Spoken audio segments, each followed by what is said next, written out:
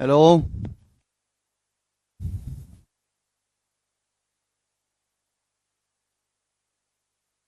भेज रखी है, पहले ही भेज दी थी मैंने।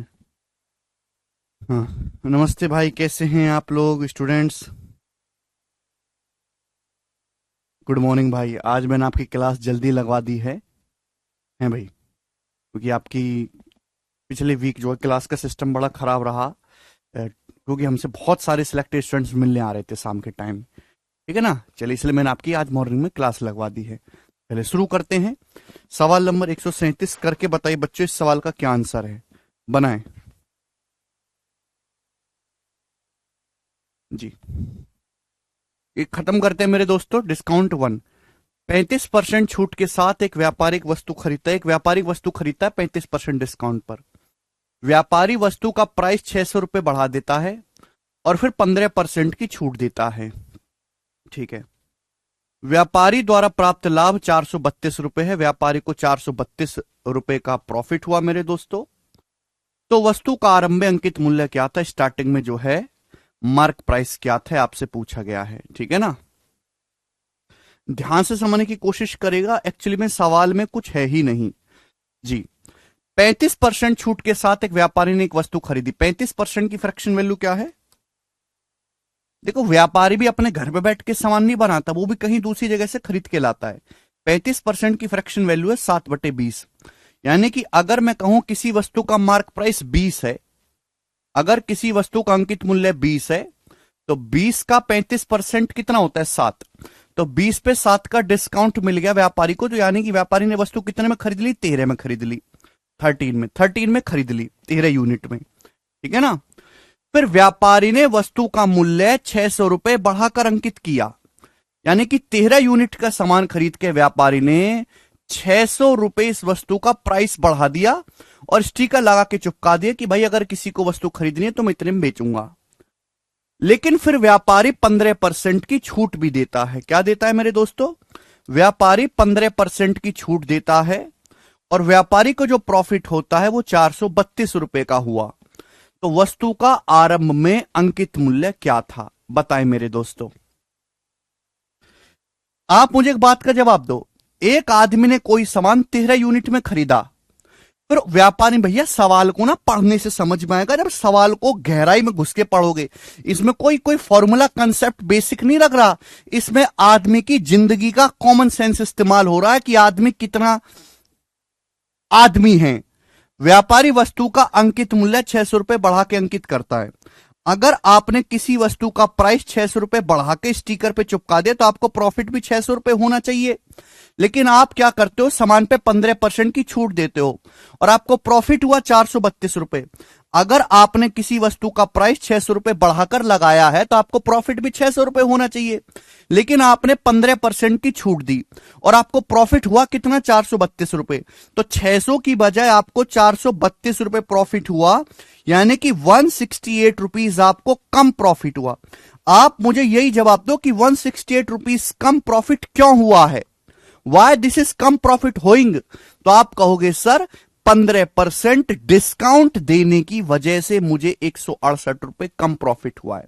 समझ में आया? जैसे कि ये पेन है, इस पेन को मैं खरीद के लाता हूं और मैं 600 रुपए इसका दाम बढ़ा के अपनी दुकान में बेचने लगता हूं। 600 रुपए इस पेन का दाम बढ़ा के दुकान में बेचने लगूं तो मुझे प्रॉफिट भी 600 रुपए होना चाहिए। लेकिन मैंने फिर क्या किया, 15% का डिस्काउंट दिया इस पे और मुझे प्रॉफिट हुआ 432 का। तो 600 की बजाय 432 का प्रॉफिट हुआ, 168 रुपए कम। ये 168 रुपए कम प्रॉफिट क्यों हुआ है? 15% का डिस्काउंट देने की वजह से। आप बोलोगे हाँ जी सर, बिल्कुल सही बात आपने कही है। और 15% की जो फ्रैक्शन वैल्यू है मेरे दोस्तों वो होती है 3/20। 3/20। यानी कि मेरे प्यारे भाई, आपने इस सामान पे इस पर 15% का फ्रैक्शन वैल्यू कितना होता है? 3/20 डिस्काउंट दिया है और इसकी वजह से आपको 168 रुपीज कम प्रॉफिट हुआ। तो इसी की वैल्यू मेरे दोस्तों 168 रुपीज है। बस, जिस बच्चे ने लॉजिक पकड़ लिया वो कर लेगा, जो लॉजिक नहीं पकड़ा पाए वो नहीं। ये मिसलेनियस सवाल है, यहां से जितने भी सवाल है वो मिसलेनियस हैं, किसी टाइप को फॉलो नहीं करते। ये किसी फिक्स टाइप के सवाल नहीं, फिक्स टाइप के मैं पढ़ा चुका है 56। ठीक है भाई। तो 13 यूनिट की वैल्यू कितनी आएगी मेरे दोस्तों, जवाब दो भाई। 56 × 20 कितना आ जाएगा मेरे प्यारे भाई? 1120, 56 दूनी 112, 1120। अब 1120 में से 600 घटाऊंगा तो कितना आएगा, 520 रुपए। तो 13 यूनिट की वैल्यू 520 रुपए है। कितने गुना, 40 गुना। 13 चौका 52, 40 टाइम्स 40 गुना। तो आपसे पूछा वस्तु का आरंभ में अंकित मूल्य, वस्तु का आरंभ में अंकित मूल्य था 20 यूनिट, तो 20 यूनिट की वैल्यू भी 40 गुना होगी, यानी कि 800 रुपए। तो वस्तु का जो इनिशियल मार्क प्राइस था वो 800 रुपए था, और ये सवाल का आंसर है ऑप्शन नंबर यहां से बी सही है, बी ऑप्शन। खतरनाक सवाल है, मिसलिनियस किसी टाइप को फॉलो नहीं करता ये सवाल। आगे चलेंगे, जितने भी सवाल हैं भी सारे ही यहां पर मिसलिनियस है, बनाएं करेंगे। कंपनी 15% डिस्काउंट देने के बावजूद भी 19% का लाभ कमाती है। यदि कॉस्ट प्राइस में 12% की वृद्धि हो जाए और मार्क प्राइस को भी 10% बढ़ा दिया जाए तो कंपनी अब भी 15% का डिस्काउंट देती है, कंपनी अब भी 15% की छूट देती है, तो नया प्रॉफिट परसेंटेज क्या होगा, बताइए मेरे प्यारे भाई। नया प्रॉफिट परसेंटेज क्या होगा, जवाब दें।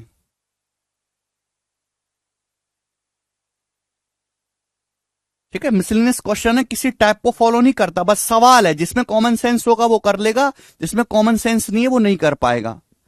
बोला कंपनी 15% डिस्काउंट देने के बावजूद भी 19% का प्रॉफिट कमाती है। कॉस्ट प्राइस को 12% बढ़ा दिया जाए, मार्क प्राइस को भी 10% बढ़ा दिया जाए, कंपनी अब भी 15% की छूट देती है, तो नया प्रॉफिट परसेंटेज क्या होगा। प्रॉफिट परसेंटेज का मतलब होता है सीपी से एसपी का रेशियो। पहली लाइन का इस्तेमाल करके आपको डिस्काउंट दे रखा है, पहली लाइन में आपको प्रॉफिट दे रखा है, डिस्काउंट प्रॉफिट दे रखा है, तो सीपी से एमपी का रेशियो निकाल सकता हूं। सीपी बटे एमपी बराबर 100 minus D upon 100 plus P. 15% discount देती है कंपनी, 100 माइनस 15 85, प्रॉफिट है 19%, 100 प्लस 19 119, किसी चला जाएगा 17 से, 17 पंजे 85, 17 सत्ते 119, 5:7। तो सीपी से एमपी का रेशियो आ गया 5:7। आप बोलोगे हाँ जी सर बिल्कुल सही। बोला कॉस्ट प्राइस 12% बढ़ जाता है, मार्क प्राइस को 10% बढ़ा दिया जाता है, कंपनी अब भी 15% का डिस्काउंट देती है, तो नया प्रॉफिट परसेंटेज क्या होगा। वस्तु का कॉस्ट प्राइस कितना है 5, वस्तु का सीपी कितना है मेरे दोस्तों 5। आप बोलोगे हाँ जी सर। वस्तु का सीपी है 5, मार्क प्राइस कितना है 7। बोला क्रिय मूल्य 12% बढ़ जाता है। अगर किसी भी संख्या को 12% बढ़ाओगे तो खुद का कितना हो जाएगी 112%। 112% क्या होता है 1.12, यानी कि सीपी हो गया ये। मार्क प्राइस भी 10% बढ़ा दिया जाता है मेरे दोस्तों, मार्क प्राइस है 7, मार्क प्राइस 7 है, मार्क प्राइस को 10% बढ़ाओगे, किसी भी संख्या को 10% बढ़ाओगे तो कितनी हो जाएगी 110%। 110% मतलब 1.1। अब मार्क प्राइस ये हो गया, लेकिन कंपनी अब भी 15% का डिस्काउंट देती है। अगर कंपनी अब भी 15% का डिस्काउंट दे रही है, 100% पे 15% डिस्काउंट दे रही है, तो कंपनी बेच कितने में रही है 85% में, 0.85 में। 100% पर अगर 15% कंपनी डिस्काउंट दे रही है तो कंपनी सामान को बेच कितने में रही है 85% में, यानी कि 0.85 में। तो आपसे पूछा नया प्रॉफिट परसेंटेज, यानी कि सीपी या एसपी नया प्रॉफिट परसेंटेज निकालना है तो आपको क्या करना पड़ेगा, इनका रेशियो लेना पड़ेगा। जस्ट सिंपल सी बात थी, रेशियो लेना है। ये 2 दशमलव से 2 दशमलव हट जाएगा, 1 दशमलव से यहां 0 आ जाएगा। अब मेरे लिए सवाल जो है नॉर्मल कैलकुलेशन वाला बन गया भैया। ठीक है भाई, 7 से 112 चला जाएगा 16 बार, ठीक है। ये 10 बार चला जाएगा मेरे दोस्तों 5 से, और ये जो है 17 बार चला जाएगा। तो 16 दुसाम 160 रेशियो 11 गुणा 17 आ गया 187, यानी कि अल्टीमेटली 160 का सामान 187 में बिक रहा है। अगर 160 का सामान 187 में बिक रहा है तो प्रॉफिट कितने का मेरे दोस्तों 27 का, 27 का प्रॉफिट है। कितने के सामान पर 160 के सामान पर, और परसेंटेज में कितना प्रॉफिट है इंटू 100%। ठीक है भाई, अब ये आ जाएगा आपका 20 पंजे 100 और 20 अट्ठे 160, यानी कि 135/8। अब 135 को जब मैं 8 से भाग दूंगा तो 17 अट्ठे 136, यानी कि 17 से हल्का सा कम आएगा। 135/8, अगर 136 होता तो 17 बार जाता, ये एक कम है, 17 माइनस 1/8 आएगा, ये तो होगा। 136 होता तो 8 से 17 बार जाता, एक कम है, तो 136 माइनस 1 है ऊपर, तो 17 माइनस 1/8, 1/8 हर कोई जानता है कि 1/8 होता है 0.125, और मैंने बोला है कि भैया 1/8 को याद रखो, 1/8 है ना। मैंने बोला है कि 125 का पारा याद करो, 1/8 0.125, 3/8 0.375, 7/8 0.875, बहुत इंपॉर्टेंट डाटा है। अब 17 में से 0.125 घटाएंगे तो 16.875% आएगा, डी ऑप्शन 16.875%।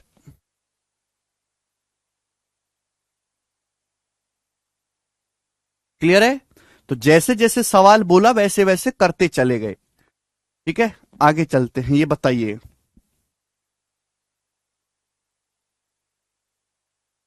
करिए।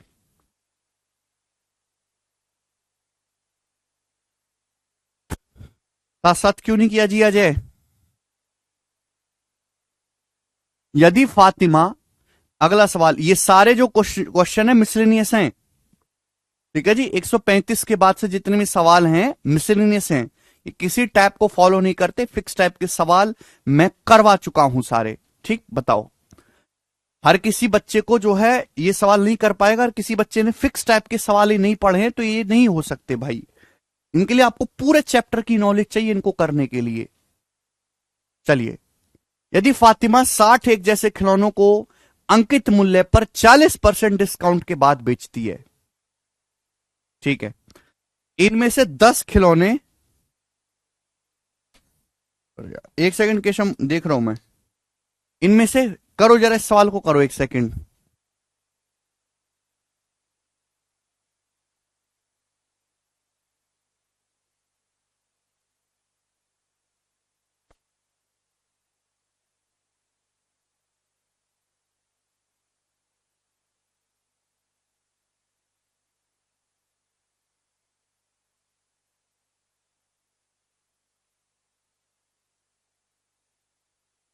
बनाए। फातिमा 60 एक जैसे खिलौने को अंकित मूल्य पर 40% डिस्काउंट के बाद बेचती है। इसमें से 10 खिलौने आग में जलकर बर्बाद हो गए। अब बचे हुए खिलौनों को अंकित मूल्य के कितने परसेंट डिस्काउंट पर बेचा जाए, बचे खिलौनों को कितने डिस्काउंट पर बेचा जाए ताकि वह पहले के बराबर लाभ कमा सके, that she can make the same amount of profit. ध्यान सुनिएगा, फातिमा ने 60 खिलौने खरीदे, एक जैसे खिलौने, यानी कि हर खिलौने का मार्क प्राइस सेम है, और 40% के डिस्काउंट पर बेचती है। 10 खिलौने आग में जल गए।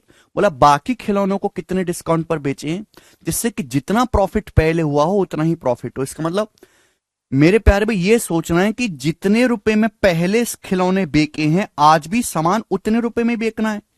भाई खरीदे खिलौने तो 60 ही हैं, बस अब क्या हुआ है 60 में से 10 खिलौने जल गए आग में, 50 बचे हैं। लेकिन खिलौने पहले जितने रुपए में बेचे थे आज भी उतने ही रुपए में बेचेंगे तो ही तो सेम अमाउंट ऑफ प्रॉफिट होगा। तो भाई मैंने मान लिया कि एक खिलौने का मार्क प्राइस 1 रुपए है।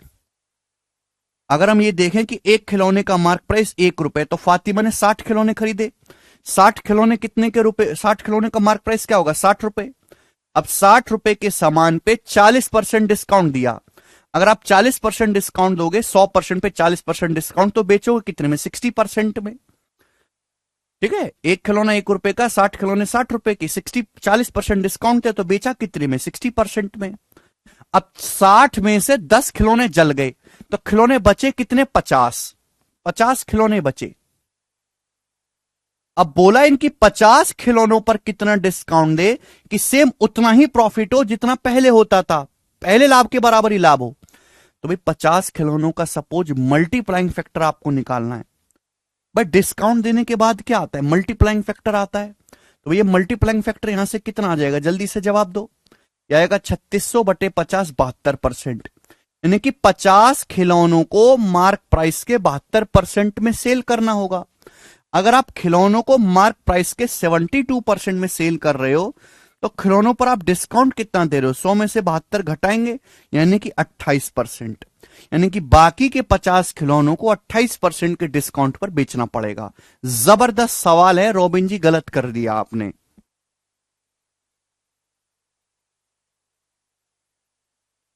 करिए। 140 नंबर सवाल, ये सारे मिसलेनियस सवाल हैं। ठीक है जी, सवाल को पढ़ो, आत्मा को समझो और कर लीजिए, ठीक है ना। कोई भी फॉर्मूला कंसेप्ट कुछ भी यहां पे लग जाएगा। इन ए मार्केट, एक मार्केट में the price of medium quality mangoes is half of good mangoes. A shopkeeper buys 80 kg good mangoes and 40 kg medium quality mangoes from the market and then sells all these at a common price, common price पे sell करता है, which is 10% less than the price at which he bought the good ones, जो कि उस price से कम है जिसपे उसने अच्छे आम खरीदे हैं, ठीक है ना, अच्छी गुणवत्ता वाले आम खरीदे हैं। पूछा उसका कुल प्रॉफिट परसेंटेज ज्ञात करें, ओवरऑल प्रॉफिट परसेंटेज ज्ञात करें, बताओ। बिल्कुल बेसिक सवाल है। एक मार्केट में दो टाइप के आम है ना, मीडियम क्वालिटी के आम है और गुड क्वालिटी के आम है। एक मार्केट में दो है, मीडियम क्वालिटी के और गुड क्वालिटी के। बोला है मीडियम क्वालिटी मैंगो का जो प्राइस है मेरे दोस्तों वो गुड क्वालिटी मैंगो का आधा है। मीडियम क्वालिटी मैंगो का जो प्राइस है वो गुड क्वालिटी मैंगो का आधा है, यानी कि अगर एक गुड क्वालिटी मैंगो 2 रुपए का आ रहा है तो मीडियम क्वालिटी का मैंगो आएगा 1 रुपए का।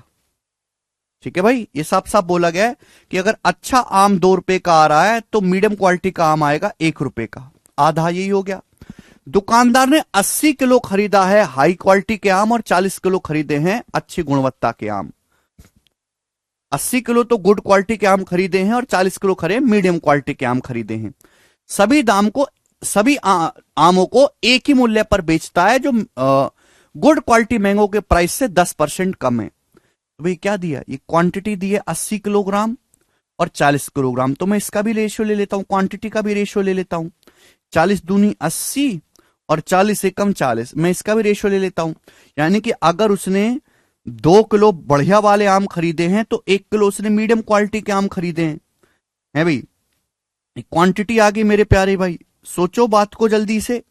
अगर उसने 2 किलो गुड क्वालिटी के आम खरीदे हैं तो 1 किलो मीडियम क्वालिटी के आम खरीदे हैं, यानी कि टोटल आम कितने खरीदे उसने, 3। अब यहां पे बात समझने वाली है कि गोल्ड क्वालिटी मैंगो का प्राइस 2 रुपए, ये प्राइस है, क्वांटिटी है, तो टोटल खर्चा कितना हुआ, जवाब दीजिए भाई। मीडियम क्वालिटी का आम 1 रुपए का है, एक आम खरीदा तो कितना खर्चा होगा, 1 रुपए। गुड क्वालिटी मैंगो का प्राइस है, एक मैंगो 2 रुपए का है, गुड क्वालिटी के 2 आम खरीदे, खर्चा कितना होगा मेरे दोस्तों, 4 रुपए। तो टोटल खर्चा हुआ 4 और 2 6, 6 रुपए का टोटल खर्चा हुआ। आप बोलोगे हाँ जी सर बिल्कुल सही, 5, 2 दूनी 4 1 5, 5 का टोटल खर्चा हुआ। यस सर नो, बात क्लियर है। अब सभी आमों को एक ही दाम पर बेचता है जो कि मीडियम क्वालिटी के प्राइस से 10%, गुड क्वालिटी के प्राइस से 10% कम है। गुड क्वालिटी का जो दाम है वो 2 है, गुड क्वालिटी मैंगो का प्राइस है 2 से 10% कम कितना होता है मेरे दोस्तों, 1.8। कितना होता है, 1.8, यानी कि हर आम को 1.8 रुपए में बेचता है। अच्छा, आम खरीदे कितने, 2 गुड क्वालिटी के, 1 मीडियम क्वालिटी का, तो आम खरीदे हैं 3 आम खरीदे हैं टोटल। हर आम को जो है सेम दाम पर बेच रहा है 1.8 में, 3 आम टोटल खरीदे, तो यानी कि सामान बेचेगा कितने का, 5.4 का, 5.4 के सारे आम बेचेगा। तो 5 रुपए के आम खरीदे थे और बेचेगा 5.4 में, तो कितना प्रॉफिट होगा मेरे दोस्तों, 8% का। बी ऑप्शन आंसर है, 8%। 5 रुपए का सामान 5.4 में बेचा तो 0.4 का प्रॉफिट हुआ। 5 का 8% होता है, 5 8 40। ठीक है जी, आप बोलोगे हाँ जी सर बिल्कुल से, और यही सवाल का आंसर हो जाएगा बी ऑप्शन। बहुत बेसिक सवाल था। एक भी बालक का पढ़ने में ध्यान नहीं है, तुम में किसी का भी, एक भी बालक का जो पढ़ने में ध्यान नहीं है, बस फड़फड़ाने में ध्यान है, फड़फड़ाने में, कबूतर की तरह फड़फड़ाने में ध्यान है, बस ऐसी फड़फड़ाते रहना पेपर में भी, कुछ करना मत जिंदगी में तुम।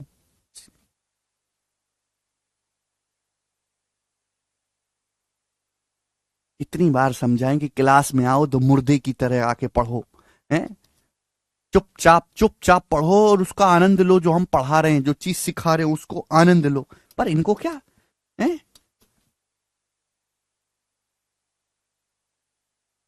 करेंगे जल्दी से। 141 नंबर सवाल, आसान नहीं इन चीजों को करना भाई, बहुत ही लॉजिक चाहिए। सैम ने एक वस्तु 14,800 रुपए में खरीदी। सैम ने एक वस्तु 14,800 रुपए में खरीदी वह वस्तु की कीमत बढ़ाकर अंकित करता है, ठीक है, ये क्या दिया है, सीपी दिया है, सैम ने एक सामान खरीदा 14,800 रुपए में, ठीक है। वह वस्तु की कीमत बढ़ाकर अंकित करता है और वस्तु को इस तरह बेचता है कि यदि वह 46 सही 2/3% छूट देता है तो उसे होने वाला लॉस 30% छूट देने पर उसके द्वारा अर्जित लाभ के बराबर है।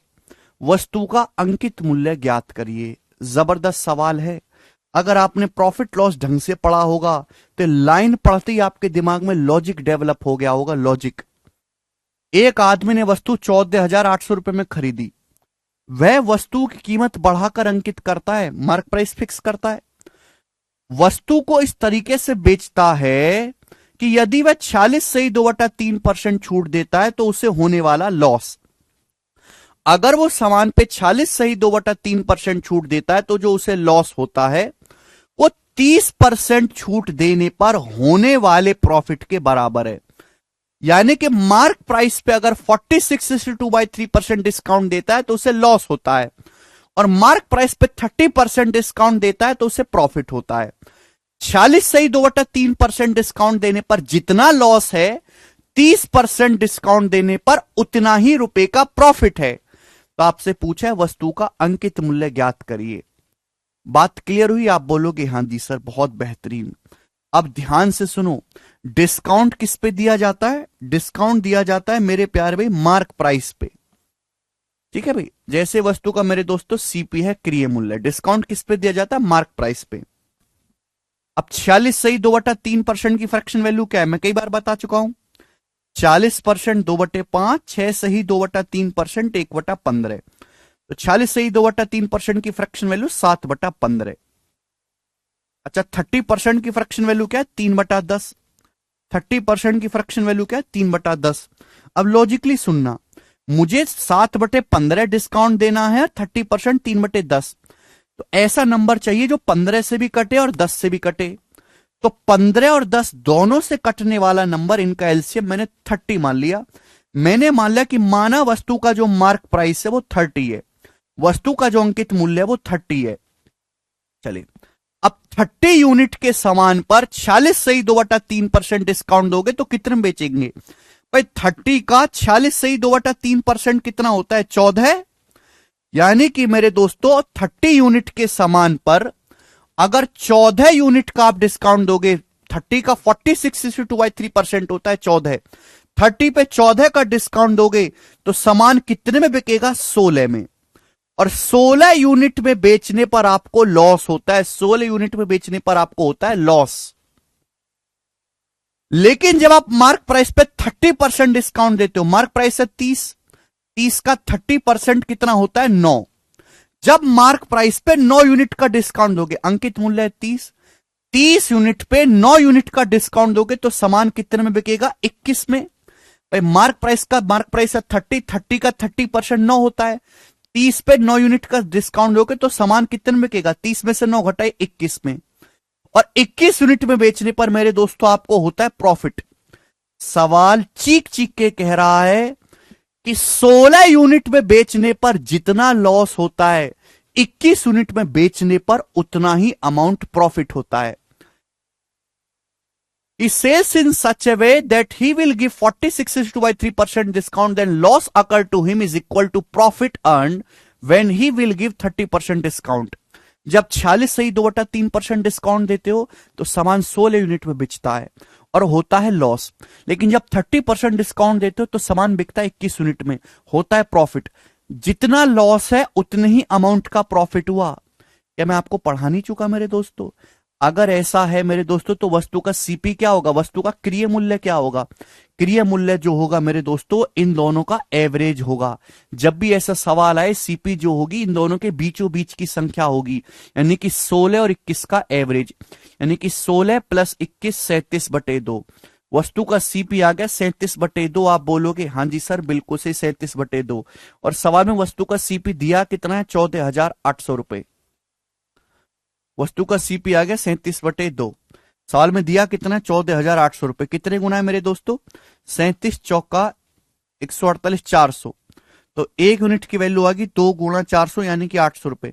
तो 1 यूनिट की वैल्यू 800 रुपए आ गई। आपसे पूछा वस्तु का मार्क प्राइस। वस्तु का मार्क प्राइस मेरे दोस्तों 30 का 800 गुना आएगा, और 30 का 800 गुना आ जाएगा 24,000 रुपए, और 24,000 रुपए इस सवाल का आंसर है ए ऑप्शन।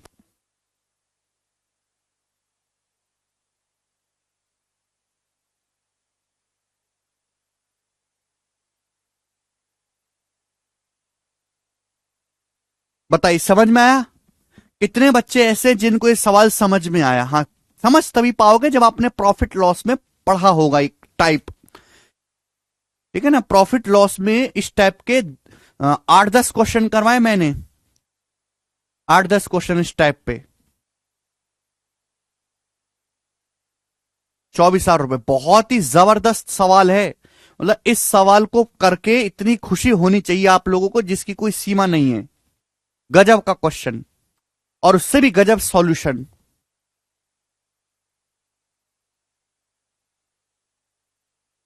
गजब का क्वेश्चन, उससे भी गजब सॉल्यूशन।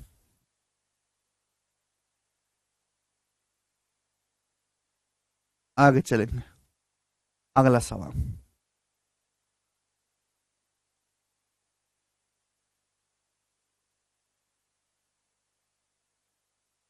जी, सवाल नंबर 142। सवाल नंबर 142 बताएं।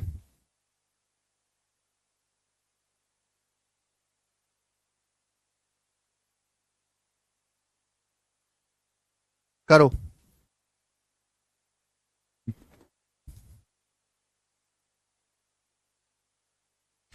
पढ़ोगे नहीं तो अनिल कैसे होगा?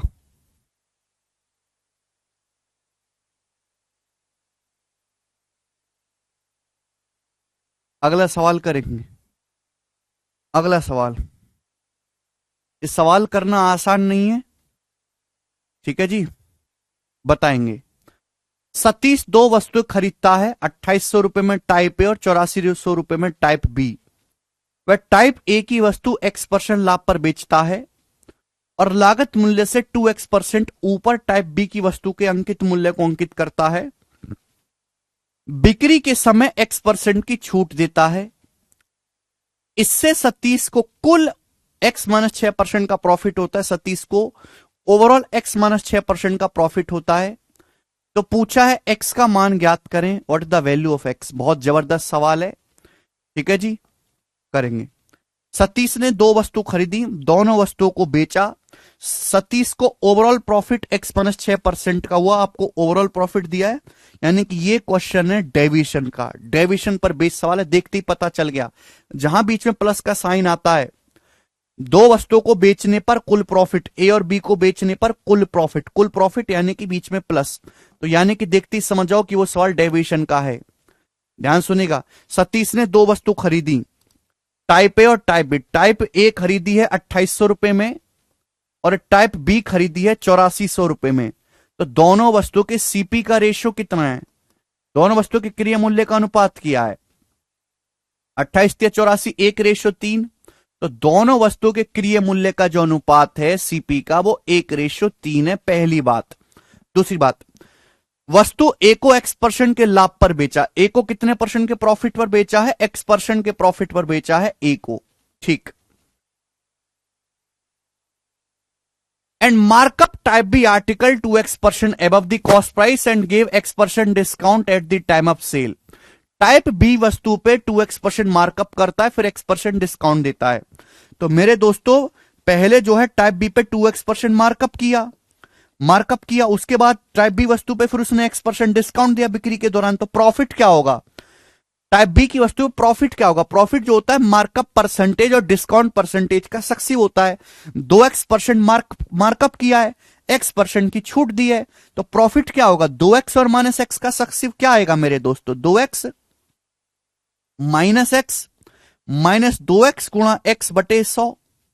मैं आपको ऑलरेडी पढ़ा चुका हूं, 20-20 सवाल हुए, एक या दो सवाल नहीं, 20-20 सवाल मैंने आपको कराए इस कंसेप्ट पे। लेकिन आपकी जो आत्मा ने जो है कुछ गवाही दी हो, कुछ ढंग से घर पे जाके पढ़ाओ, कुछ नोट्स बनाए हो ना। 2X - X कितना आ गया? X माइनस अब 2 से 100 कट गया 50 बार, x माइनस एक्स स्क्वायर बटे 50%, x माइनस एक्स स्क्वायर बटे 50%, यानी कि टाइप बी पे इतना प्रॉफिट हुआ है, टाइप बी पे जो है इतना प्रॉफिट हुआ x माइनस एक्स स्क्वायर बटे 50%। आप बोलोगे हाँ जी सर बिल्कुल सही, कोई दिक्कत तकलीफ इसमें नहीं है। सवाल के अनुसार आपको बोला गया कि ओवरऑल प्रॉफिट जो हुआ वो x माइनस 6% का हुआ, जो ओवरऑल प्रॉफिट हुआ है वो x माइनस 6% का हुआ, जो ओवरऑल प्रॉफिट हुआ x माइनस 6%, x माइनस 6% का ओवरऑल प्रॉफिट हुआ x माइनस 6%। तो आपसे पूछा x का मान ज्ञात करें, बताएं। जो ओवरऑल प्रॉफिट है वो x माइनस 6% है, तो आपसे पूछा है x का मान ज्ञात करें, जल्दी से करिए। टाइप ए पे x% है, टाइप बी पे x माइनस एक्स स्क्वायर बटे 50% है। आपसे ओवरऑल कुल लाभ दिया 37x माइनस 6% का, x का मान बताएं। बहुत जबरदस्त सवाल है मेरे प्यार भाई, मैंने आपको डेविएशन सिखाया अच्छे से। जिस बच्चे ने डेविएशन नहीं करा है, उसको नहीं आता तो भाड़ में जाओ, उसको ये सवाल नहीं समझ में आएगा, कृपया कमेंट सेक्शन में आंसू ना टपकाए अपने, ठीक है जी। अगर ओवरऑल x माइनस 6% का प्रॉफिट हुआ है, ध्यान सुनिएगा, चाहे यहां से सॉल्व कर लो चाहे यहां से कहीं से भी कर लो। अगर ओवरऑल x माइनस, ये आसान है कैलकुलेशन यहां से, अगर कुल x माइनस 6% का प्रॉफिट हुआ, मैंने क्या सिखाया, अगर टोटल प्रॉफिट x माइनस 6% है, अगर टोटल प्रॉफिट x माइनस 6% है, तो यहां भी x माइनस 6 होना चाहिए, यहां भी x माइनस 6 होना चाहिए। अगर टोटल प्रॉफिट x माइनस 6% है, तो यहां भी x माइनस 6 होना चाहिए, यहां भी x माइनस 6 होना चाहिए। बट यहां है x% प्रॉफिट, होना चाहिए x माइनस 6, लेकिन यह x% है, 6% एक्स्ट्रा, 6% एक्स्ट्रा प्रॉफिट है, 1 गुणा 6, 6% एक्स्ट्रा प्रॉफिट है, 6%। तो बैलेंस करने के लिए 6% कम कर देंगे, बैलेंस करने के लिए 6% कम कर देंगे, कितने के समान पर, 3 के समान पर बटे 3, यानी कि 3 दूनी 6। क्लियर है? आप बोलोगे हाँ जी सर, यानी कि हो गया x माइनस 8, 6 और 2 8, यानी कि मेरे दोस्तों टाइप बी वस्तु पे x माइनस 8% का प्रॉफिट होना चाहिए, टाइप बी पे x माइनस 8% का प्रॉफिट होना चाहिए मेरे प्यारे भाई। ये दोनों बराबर हो गया, जब ये दोनों बराबर हो गया तो एक्स एक्स कट जाएगा, तो एक्स स्क्वायर बटे 50 किसके बराबर आ गया, 8। अब एक्स स्क्वायर बटे 50 अगर 8 के बराबर है, तो एक्स स्क्वायर आ गया 50 गुणा 8, 400 है भाई। और x की वैल्यू फिर कितनी आएगी, 20, और 20 इस सवाल का आंसर है ऑप्शन नंबर डी। आप इस सवाल को ऑप्शन से भी कर सकते हो, एक एक ऑप्शन को चेक करके, ठीक है ना, ऑप्शन से भी ये सवाल किया जा सकता है, ये सवाल एलिगेशन से भी किया जा सकता है। आगे चलेंगे। अब सवाल है आपके पास 143 और 144, दोनों सेम क्वेश्चन है, मतलब एक एक टाइप के सवाल 143 और 144 एक जैसे हैं। मैं आपको एक ही क्वेश्चन कराऊंगा इसमें, 144वां, ठीक है जी। 143वां आप खुद करिएगा। 143 बताएं क्या आंसर है।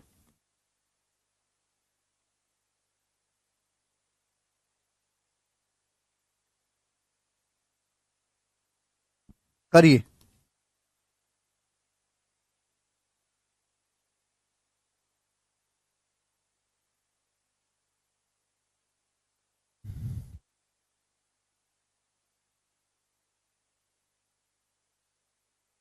एक विक्रेता अपने माल को क्रय मूल्य से 40% अधिक अंकित करता है।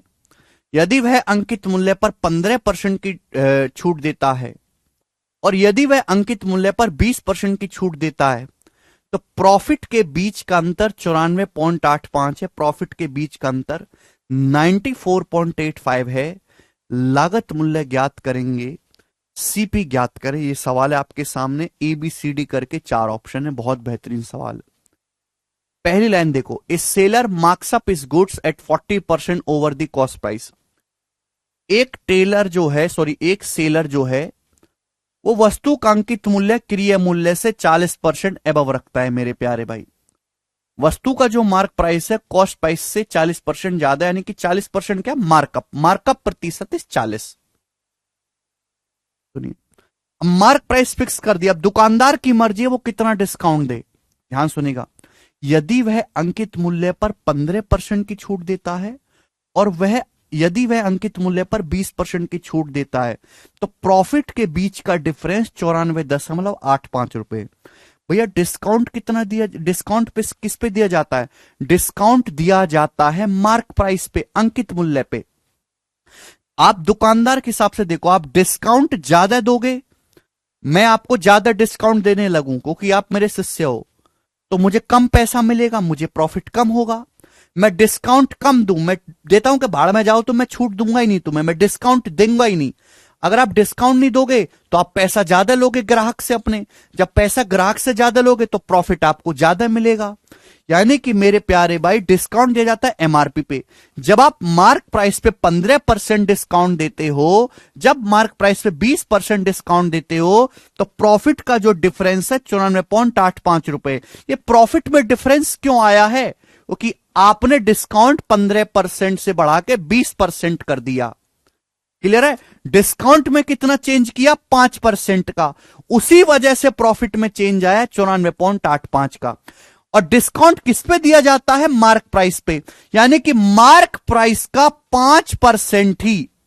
ये किसका 5%? सीपी का नहीं बेटे, मार्क प्राइस का।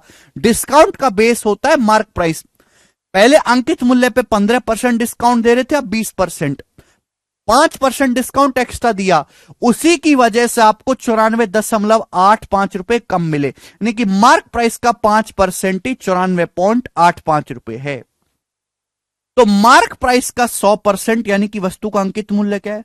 वस्तु का अंकित मूल्य आ जाएगा जी 100 गुना 20 से गुणा कर दो, 20 पंजे 100, कितना आ जाएगा?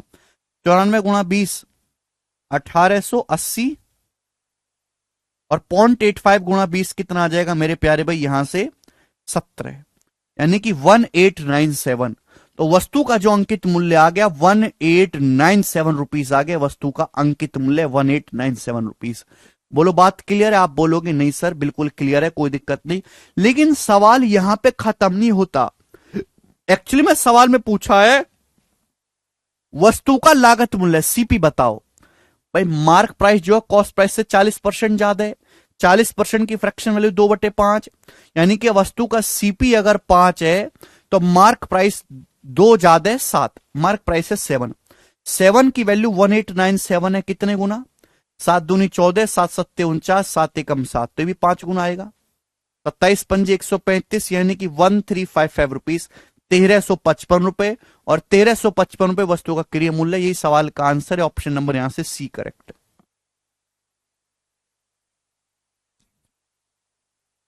बताओ है कि नहीं गजब का सवाल? कोई एक्स नहीं मानना है ऐसे सवालों पे। केवल मैं दो ही चीज का इस्तेमाल सिखाता हूं, परसेंटेज और रेशियो। बताओ इसके अलावा मैंने कोई तीसरी चीज आपको बताइए तो बताना हमें। ठीक है, चलिए। इसमें लग रहे हैं, ओके तो कोई बात नहीं जी। नेक्स्ट करेंगे 145 बनाए जी।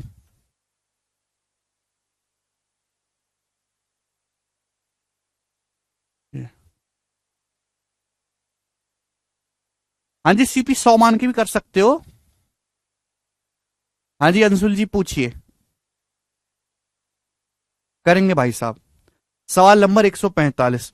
ये क्वेश्चन एसबीआई क्लर्क 2020 के पेपर का है।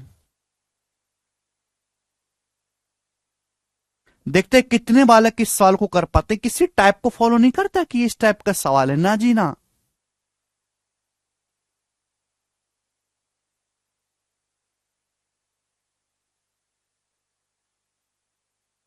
यदि किसी वस्तु के अंकित मूल्य और विक्रय मूल्य का अनुपात 13:9 है, और डिस्काउंट ऑफ प्रॉफिट का रेशियो 6:5 है, डिस्काउंट ऑफ प्रॉफिट का रेशियो 6:5 है, तो वस्तु का विक्रय मूल्य ज्ञात करें। जवाब देंगे मेरे प्यारे भाई।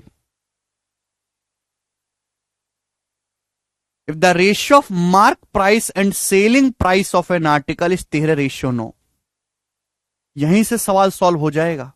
वस्तु के मार्क प्राइस और सेलिंग प्राइस का जो रेशियो है 13:9 है, 13:9। और ये परसेंटेज बनी है, एग्जैक्ट है, ठीक है ना। और दी गई छूट ऑफ प्रॉफिट का रेशियो 6:5 है। वस्तु पे दिए गए डिस्काउंट और उस पर होने वाले प्रॉफिट का रेशियो 6:5 है। तो बोला है वस्तु का सेलिंग प्राइस ज्ञात करें यदि कॉस्ट प्राइस 9520 है। बताओ जी, मार्क प्राइस से सेलिंग प्राइस का रेशियो 13:9 है, डिस्काउंट प्रॉफिट का रेशियो 6:5 है।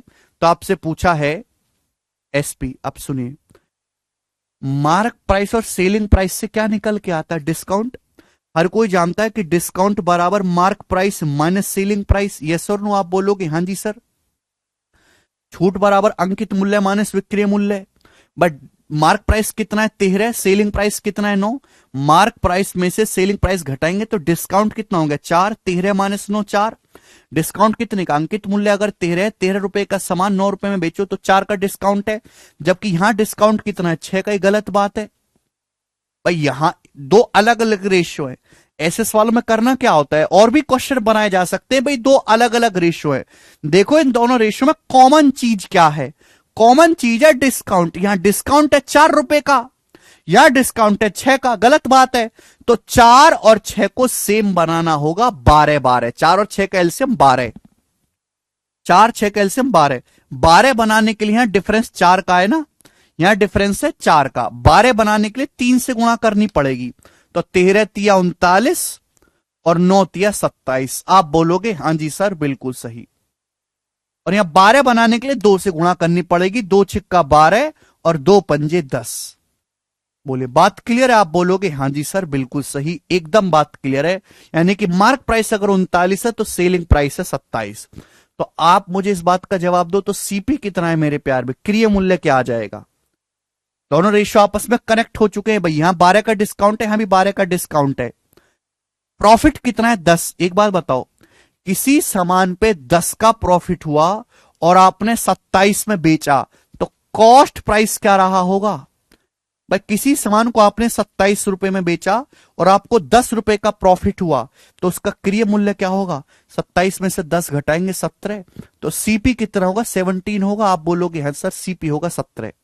भाई किसी सामान पे मेरे प्यारे बच्चे 27 रुपए में बेचा और 10 रुपए का मुनाफा कमाया, तो आप वस्तु आपने 27 से 10 कम 17 में खरीदी होगी।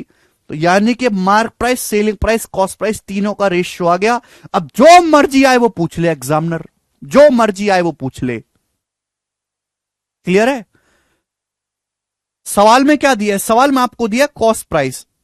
सवाल में आपको मेरे दोस्तों कॉस्ट प्राइस दिया है 9520 रुपए सीपी, और आपसे पूछा क्या है मेरे दोस्तों? सेलिंग प्राइस 27 की वैल्यू पूछी है। नहीं कर सकते भाई। 17 पंजे 85, 10 17 छिक्का 102, 560। ये भी 560 गुना आ जाएगा। ठीक है, एंड में 2 आएगा, जीरो के बाद 2, 15,120 रुपए। खत्म।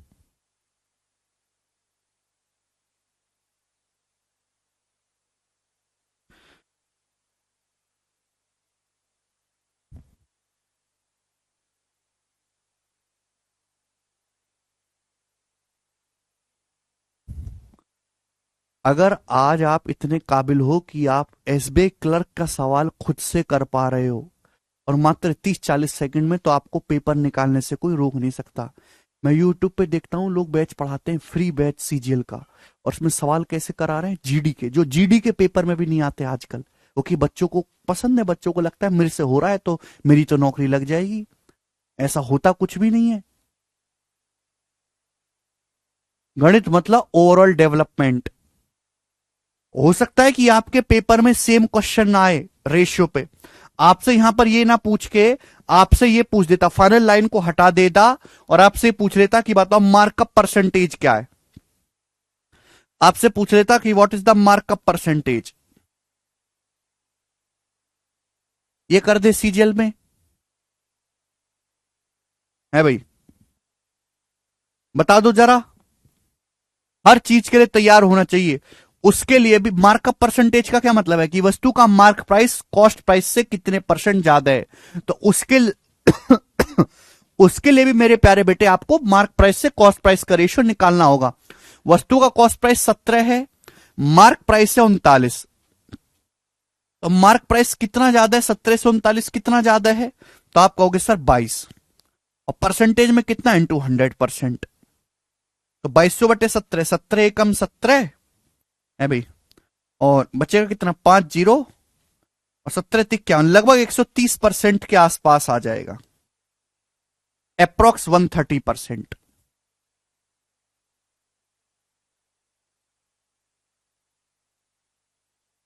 बताइए।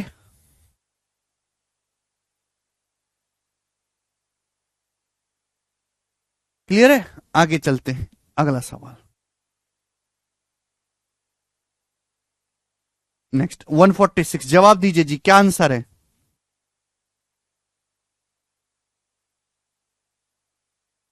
बताएं।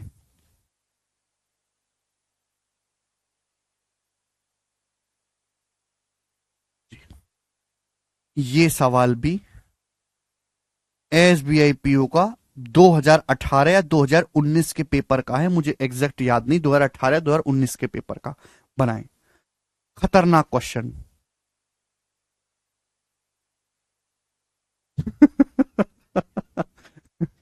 पीयूष कह रहे हैं सर जी आपकी वजह से कंपटीशन बहुत ज्यादा बढ़ रहा है एवरी ईयर, प्लीज 1-2 साल के लिए हिमालय चले जाओ और वीओडी बैच सेल करना बंद कर दो, कंपटीशन अपने आप कम हो जाएगा, हिमालय जाओ और पीसफुल लाइफ जियो।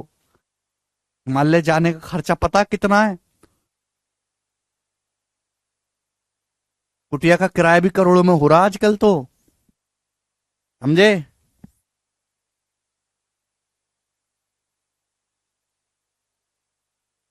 हिमालय में पतंजलि के जो आश्रम बने हुए, पता कितना खर्चा वहां एक दिन रहने का?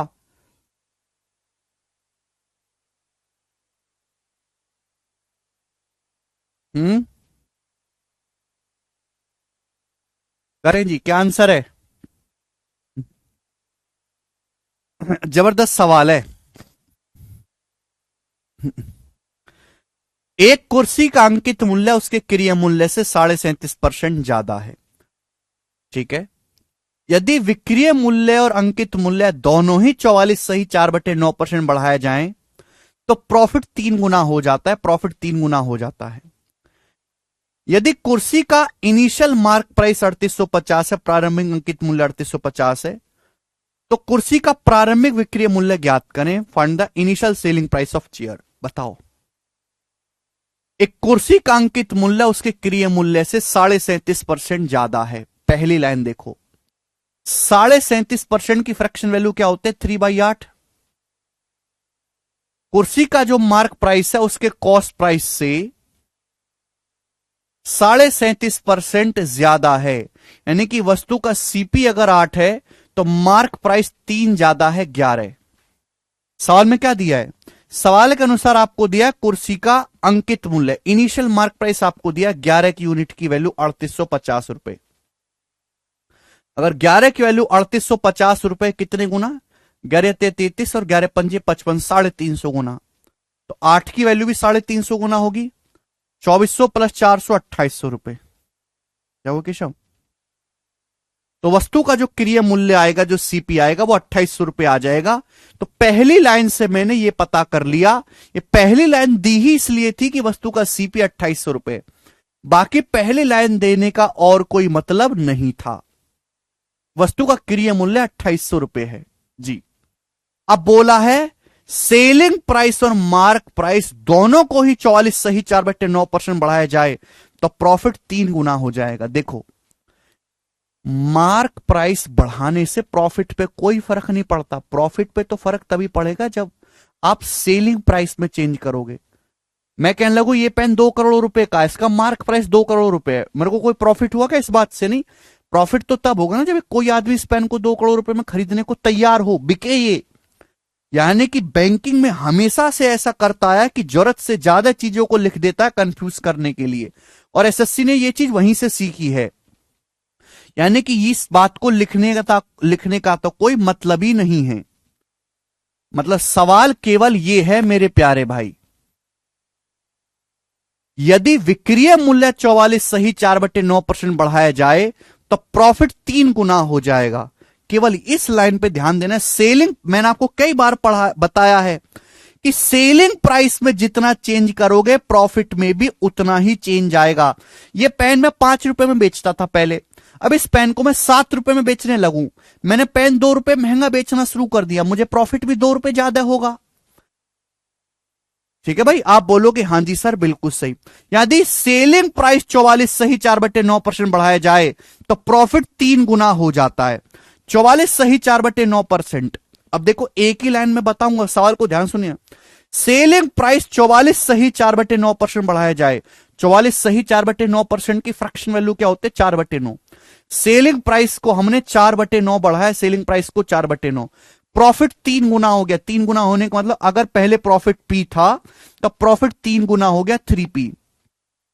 प्रॉफिट पी से 3p हो गया तो प्रॉफिट बढ़ा कितना मेरे दोस्तों 2p बढ़ गया प्रॉफिट। आप बोलोगे हाँ जी सर, हमने सेलिंग प्राइस को मेरे प्यारे भाई 4/9 गुना बढ़ाया, सेलिंग प्राइस को कितना बढ़ाया 4/9, प्रॉफिट 3 गुना हो गया। अगर प्रॉफिट अगर 3 गुना हो गया, अगर p रुपए का पहले प्रॉफिट था 3p हो गया तो प्रॉफिट बढ़ा कितना है 2p। बहुत सारे बच्चे यही गलती कर देंगे, प्रॉफिट 3 गुना होने का मतलब प्रॉफिट 2 गुना बढ़ा है। तो इसका मतलब सेलिंग प्राइस से प्रॉफिट का रेशियो क्या आएगा, वस्तु के सेलिंग प्राइस और उस पर होने वाले प्रॉफिट का रेशियो कितना आएगा मेरे दोस्तों 9:2। 9:2। सवाल में जो आपसे पूछा गया है ना वो कुर्सी का इनिशियल सेलिंग प्राइस पूछा गया, कुर्सी का इनिशियल विक्रय मूल्य। यानी कि अगर किसी कुर्सी को आपने 9 रुपए में बेचा है तो आपको 2 रुपए का प्रॉफिट हुआ है। अगर किसी कुर्सी को आपने 9 रुपए में बेचा तो आपको 2 रुपए का प्रॉफिट हुआ, तो कुर्सी का सीपी कितना रहा होगा मेरे दोस्तों 7। सीपी कितना रहा होगा मेरे दोस्तों 7। जवाब दीजिए मेरे प्यारे भाई, यहां तक किसी को कोई परेशानी, सीपी कितना होगा 7। क्लियर है भाई, ये किसी सामान को आपने 9 रुपए में बेचा, 2 रुपए का फायदा हुआ, तो सीपी कितना रहा होगा 7। जबकि सीपी है कितना 2800 रुपए, तो 7 यूनिट की वैल्यू सवाल में 2800 रुपए दिया, 400 गुना, तो वस्तु का सेलिंग प्राइस 9 यूनिट, 9 की वैल्यू भी 400 गुना आएगी 3600 रुपए, तो इनिशियल सेलिंग प्राइस 3600 रुपए है और ये सवाल का आंसर है ए ऑप्शन।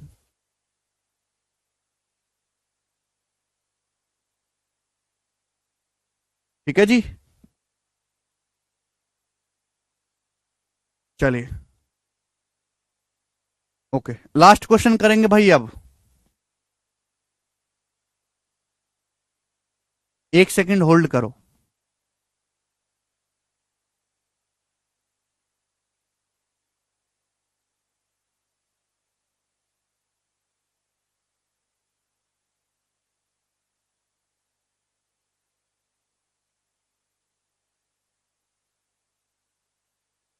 जी बनाए।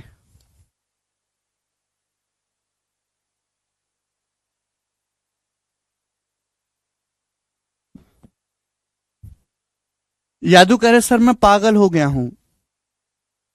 अच्छा यादू जी, कौन से कुत्ते से कटवाए हो हैं?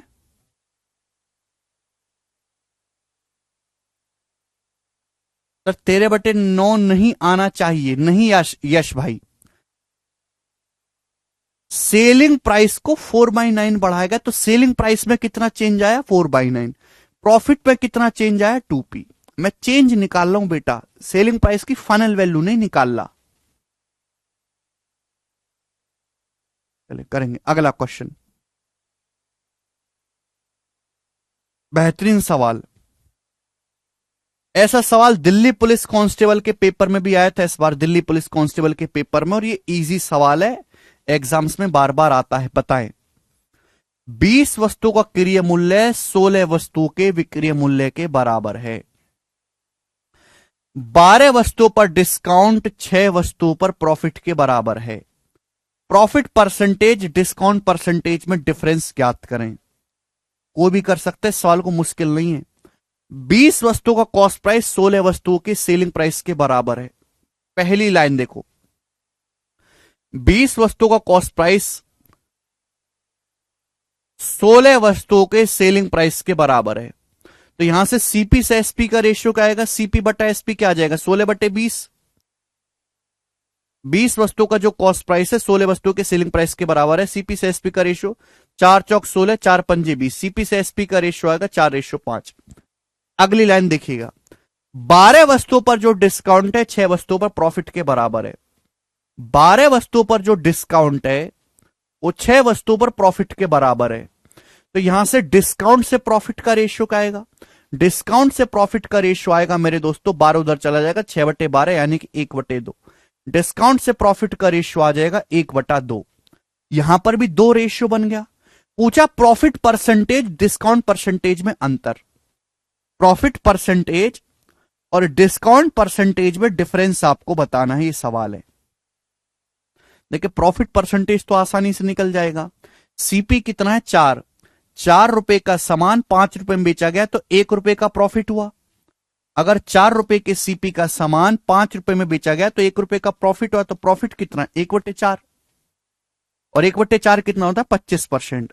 तो प्रॉफिट है 25%। आप बोलोगे हाँ जी सर। अब आपको निकालना है डिस्काउंट। डिस्काउंट, लेकिन डिस्काउंट किस पे दिया जाता है मार्क प्राइस पे। तो डिस्काउंट परसेंटेज निकालने के लिए मार्क प्राइस पता करना पड़ेगा। अब कैसे निकलेगा, यही लॉजिक है। इस सवाल में दो रेशियो दिए गए, मुझे बस ये देखना है कि दोनों रेशियो में कॉमन क्या है। दोनों रेशियो में कॉमन चीज क्या है। दोनों रेशियो में कॉमन है प्रॉफिट।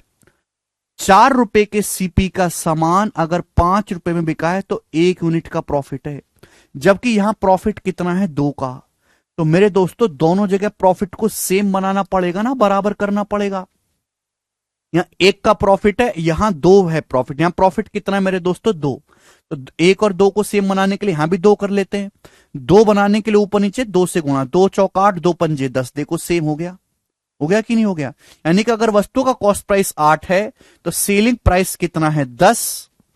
वस्तु का सीपी अगर 8 है तो सेलिंग प्राइस है 10, प्रॉफिट कितना होगा 2 रुपए। अब एक बात का जवाब दो मेरे दोस्तों, तो वस्तु का मार्क प्राइस कितना है, अंकित मूल्य कितना है, जवाब देंगे मार्क प्राइस। जल्दी से जवाब दो। बहुत बेहतरीन सवाल है भाई। किसी वस्तु को आपने 10 रुपए में बेचा, 10 रुपए में, और आपने 1 रुपए का डिस्काउंट दिया, 1 रुपए का डिस्काउंट, तो मार्क प्राइस क्या रहा होगा। किसी इस पेन को मैंने 10 रुपए में बेचा आपको और मैंने 1 रुपए का आपको डिस्काउंट दिया है, तो इस पेन का जो मार्क प्राइस होगा वो 10 से 1 ज्यादा 11 रुपए रहा होगा। 11 रुपए। 11 रुपए के सामान पे 1 रुपए का डिस्काउंट दोगे तभी तो 10 रुपए में बिकेगा। क्लियर है। किसी पेन को आपने 10 रुपए में बेचा और डिस्काउंट दिया 1 रुपए का, तो वस्तु का अंकित मूल्य कितना होगा 11 रुपए। तो डिस्काउंट परसेंटेज कितना है 11 रुपए के एमआरपी पर आप 1 रुपए का डिस्काउंट देते हो, तो डिस्काउंट 1/11 और परसेंटेज में होता है 9.09%। 1/11 9.09% डिस्काउंट है। दोनों के बीच का डिफरेंस पूछा है, दोनों के बीच का डिफरेंस आ जाएगा 15.91%। यह आंसर है डी ऑप्शन।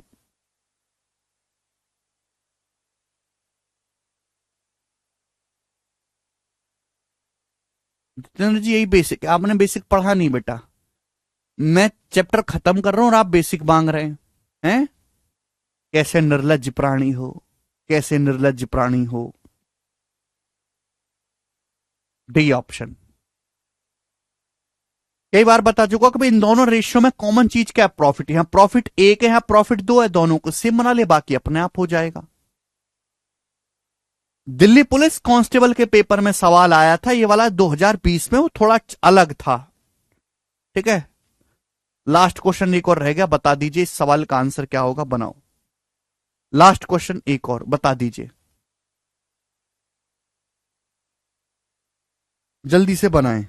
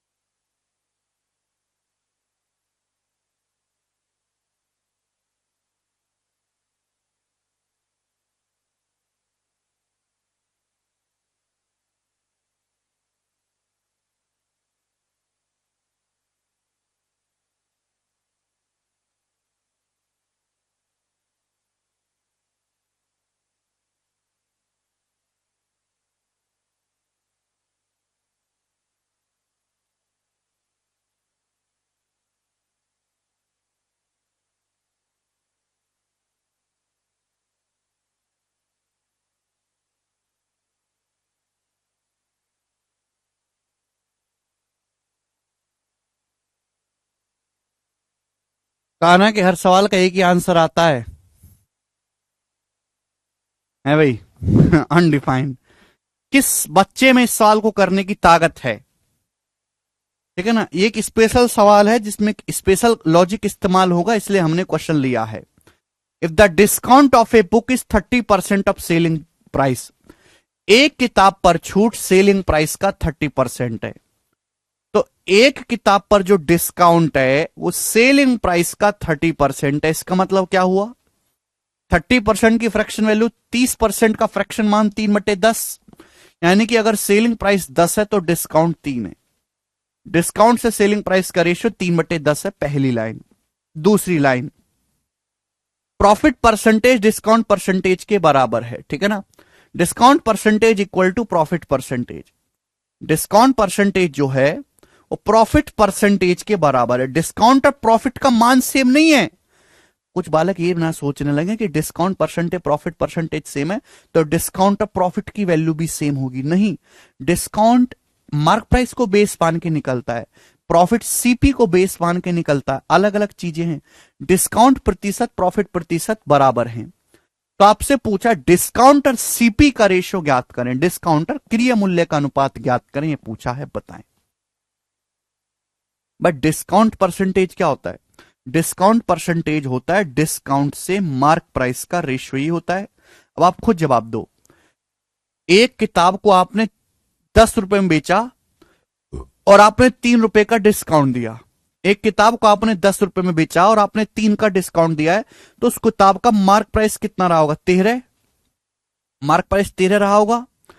एक किताब को भैया एक किताब का मार्क प्राइस 13 रहा होगा, 13 पे 3 रुपए की छूट दोगे, 13 में से 3 घटाओ तभी तो 10 में बेचोगे।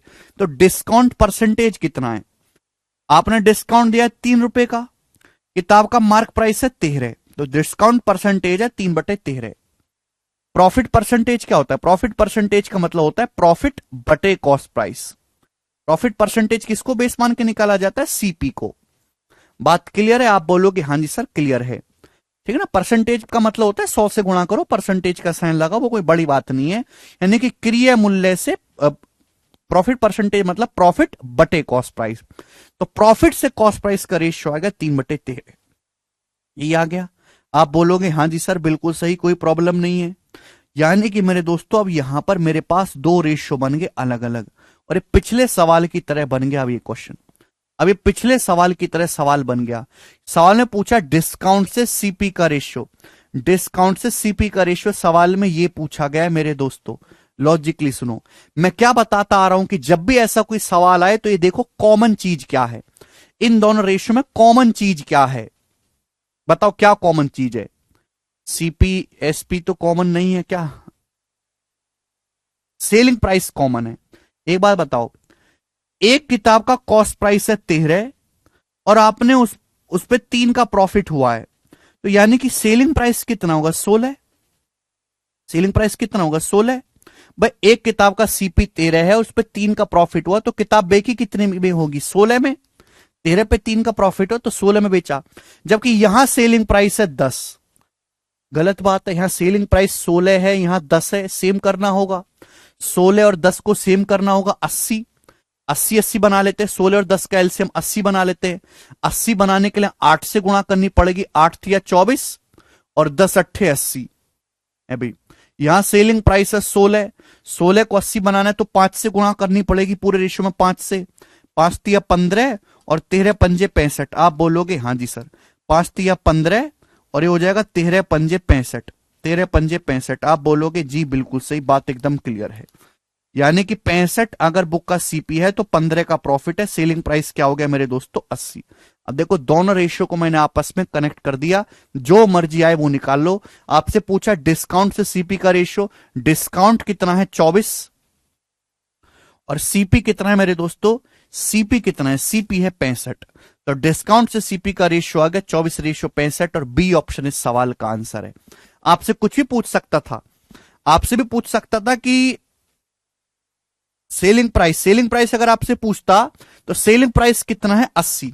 सेलिंग प्राइस 80 आ जाएगा, ठीक है भाई। आपसे प्रॉफिट पूछेगा तो प्रॉफिट कितना है मेरे दोस्तों? 15। प्रॉफिट आपका 15 आ जाएगा, आपसे ये भी पूछ सकता है मार्क प्राइस बताओ, मार्क प्राइस अंकित मूल्य, मार्क प्राइस भी आ जाएगा यहां से। मार्क प्राइस क्या है भाई? मार्क प्राइस क्या है? किसी सामान को आपने 80 रुपए में बेचा और आपने 24 रुपए का डिस्काउंट दिया है, तो मार्क प्राइस क्या होगा? 80 से 24 ज्यादा होगा, 104 रुपए, 104। तो यहां से आप कुछ भी निकाल सकते हैं, कुछ भी का मतलब कुछ भी।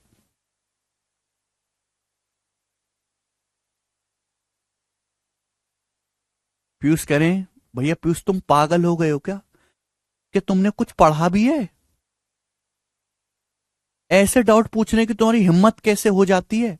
डिस्काउंट परसेंटेज अलग चीज है, मार्कअप परसेंटेज अलग चीज है, मार्क प्राइस अलग चीज है, सब कुछ अलग है।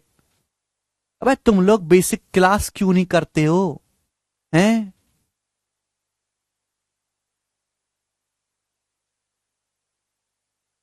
जबरदस्त सवाल था, जबरदस्त लॉजिक। तो इस तरह का अगर कोई भी क्वेश्चन आए तो आपको यह पहचानना है कि दोनों रेशियो में कॉमन चीज क्या है।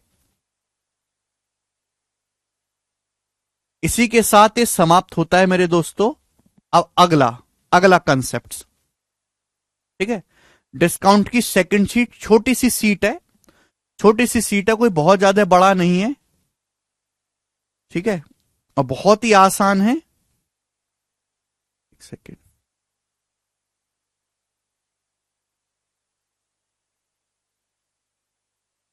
जी आगे चलेंगे, गौर से सुनेगा। सेकंड शीट में अपलोड करवा दूंगा, बहुत प्यार से मेरी बात को सुनेगा, बहुत प्यार से। वन बाय वन मैं आपको कंसेप्ट समझाऊंगा, ठीक है। सक्सेसिव डिस्काउंट, इसका नाम है सक्सेसिव डिस्काउंट। चलिए,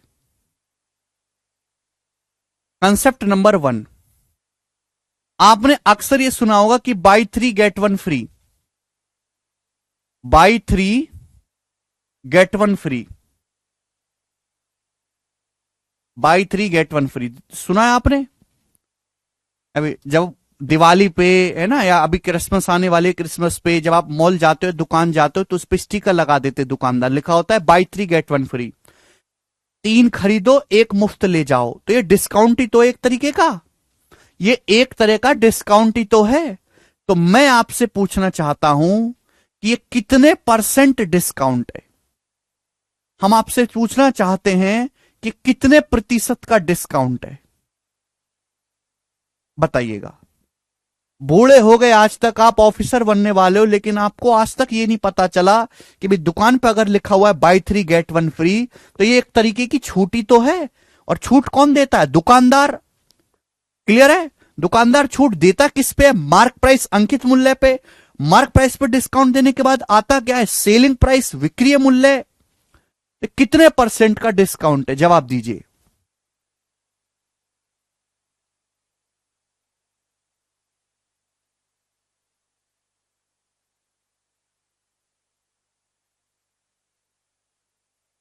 कुछ लोग कह रहे हैं 25%, कुछ लोग कह रहे हैं 33.33%। Buy 3 get 1 free. सोच समझ के जवाब दीजिएगा।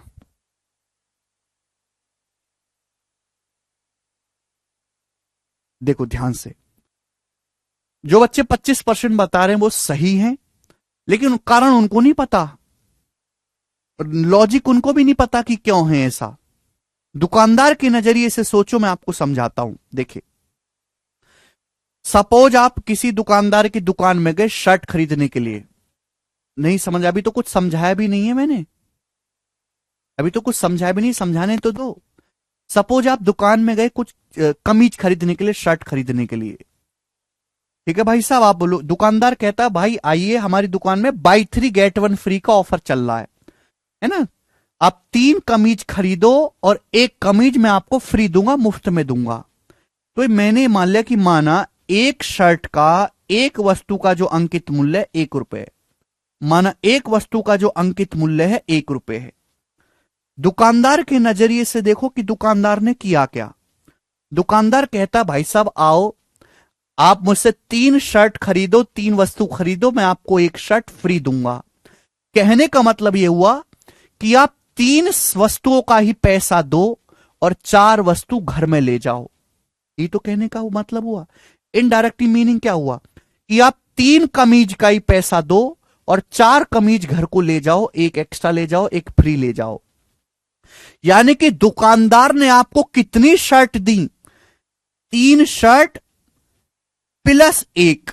यानी कि दुकानदार ने आपको कितना सामान दिया? दुकानदार ने आपको 4 कमीज दी। एक कमीज का मार्क प्राइस 1 रुपए है, तो 3 + 1, दुकानदार ने आपको 4 कमीजें दी हैं, तो 4 शर्ट का, 4 कमीजों का मार्क प्राइस कितना होगा? 4 रुपए। यानी कि दुकानदार ने आपको टोटल 4 रुपए के एमआरपी का सामान दिया है। दुकानदार ने आपको कितनी कमीज दी? लो बाबूजी, ये लो 4 कमीज अपनी। तो दुकानदार, एक शर्ट का मार्क प्राइस 1 रुपए है, तो 4 कमीजों का कितना होगा? 4 रुपए। तो दुकानदार ने आपको कितने के अंकित मूल्य का सामान दिया? 4 रुपए के मार्क प्राइस का सामान दिया है। लेकिन 4 रुपए के सामान में से दुकानदार ने पैसा केवल 3 शर्ट का ही लिया है, एक शर्ट आपको फ्री दिया है। तो दुकानदार ने डिस्काउंट कितना दिया? 1 रुपए का। 4 रुपए के सामान पे दुकानदार ने डिस्काउंट कितना दिया? 1 रुपए का। तो परसेंटेज में कितना हो गया? 1/4, यानी कि 25% डिस्काउंट, 25%। बात समझ में आई?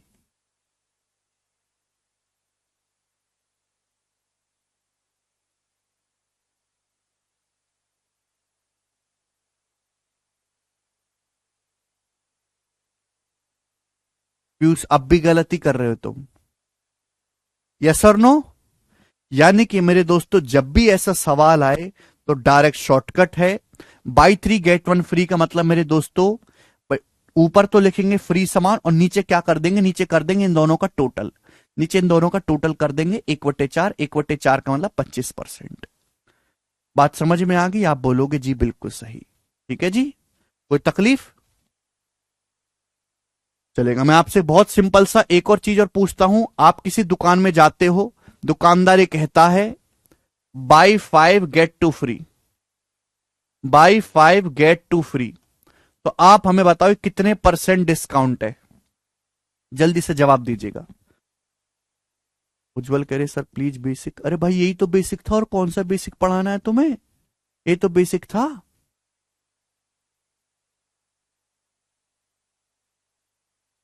बाई 5 गेट 2 फ्री कितने % डिस्काउंट है? बाई 5 गेट 2 फ्री कितने % डिस्काउंट है?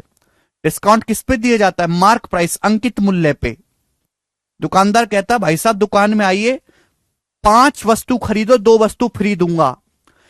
मैंने मान लिया कि माना हर वस्तु का मार्क प्राइस 1 रुपए है, माना ईच वस्तु का मार्क प्राइस, एक आर्टिकल का मार्क प्राइस जो है 1 रुपए है।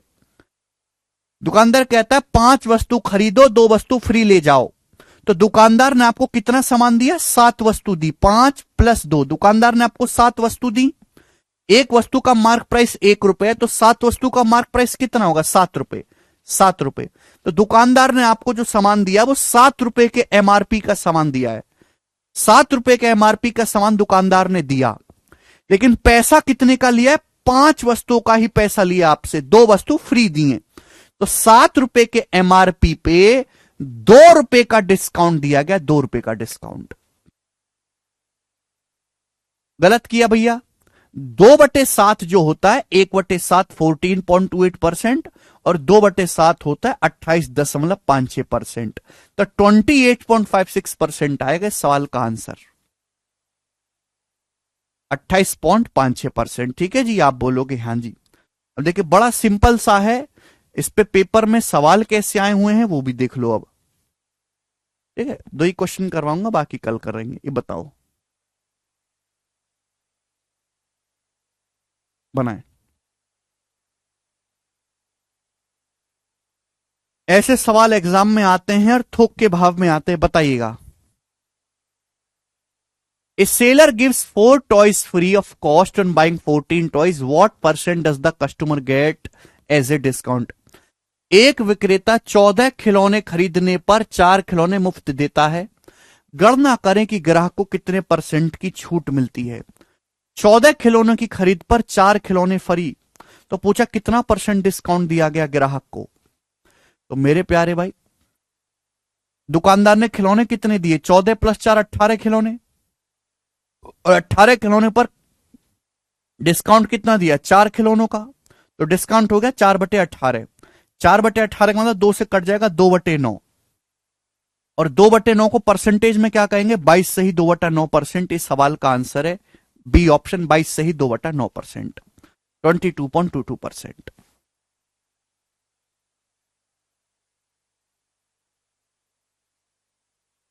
जी पीयूष, अब ठीक कह रहे हो आप।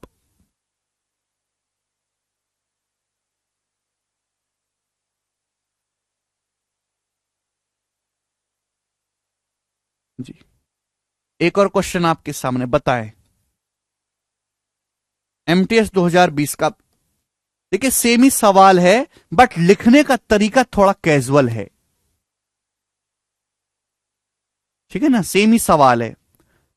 त्योहार के दौरान किसी बैनर पर किसी दुकान पर लगे बैनर पर लिखा था, pay for 5 and gate eight, 5 के लिए भुगतान करें और 8 पाएं, डिस्काउंट परसेंटेज ज्ञात करें। ये सवाल है। सवाल वही है मेरे दोस्तों, कॉन्सेप्ट वही है जो हमने सिखाया, बट लिखने का तरीका थोड़ा अलग है। त्योहार के दौरान किसी दुकान पर लिखा था, pay for 5 and get 8, discount percentage. इसका मतलब ये, इसका मतलब क्या? इसका मतलब ये हुआ कि 5 वस्तुओं का पैसा दो, 8 वस्तु ले जाओ। 5 वस्तुओं का ही पैसा पे करो और घर पे अपने 8 ले जाओ। यानी कि इनडायरेक्टली वे में इसका मतलब हुआ buy 5 get 3 free, buy 5 get 3 free. यही तो मतलब हुआ मेरे दोस्तों इस बात का।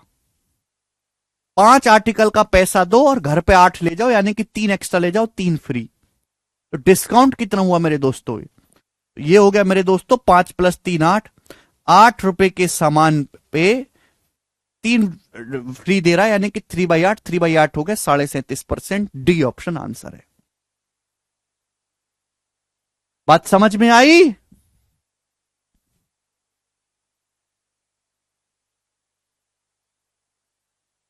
पता नहीं कैसे बालक हैं जो इसमें भी 40% बता देते हैं। हैं? ऐसे बालकों का पता नहीं क्या ही होगा दुनिया में। अगर आपको एक कंसेप्ट समझ में आया है तो सभी लोग कमेंट में यस लिखेंगे, कमेंट में यस लिखेंगे। ठीक है ना, डायरेक्ट सवाल इस पे कम आते हैं, लेकिन बड़े सवालों में इसका इस्तेमाल होता है बीच में।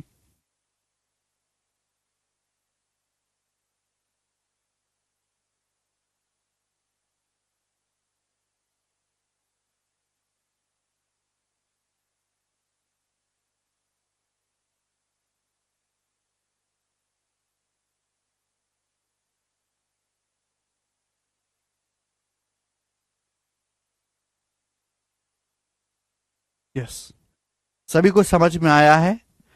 चलो दोस्तों, आज इतना ही छोड़ते हैं, इसके आगे मैं आपको कल बता